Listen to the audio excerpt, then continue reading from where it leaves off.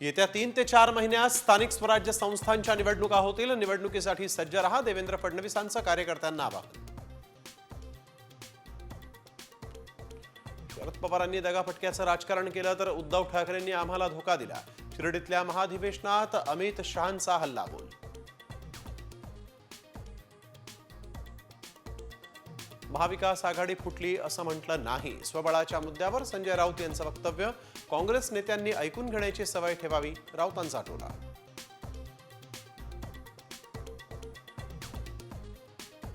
आम्हाला न्याय द्या, नाहीतर उद्या मोबाईल टॉवरवर चढून उडी मारू। सरपंच संतोष देशमुख यांच्या कुटुंबियांचा आंदोलनाचा पवित्रा।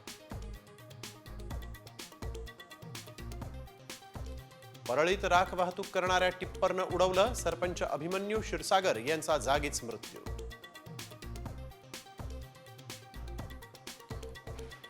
राज्यात थंडीचा जोर ओसरला। अनेक ठिकाणी पारा 10 अंशांच्या वर। किमान तापमानात वाढ होणार।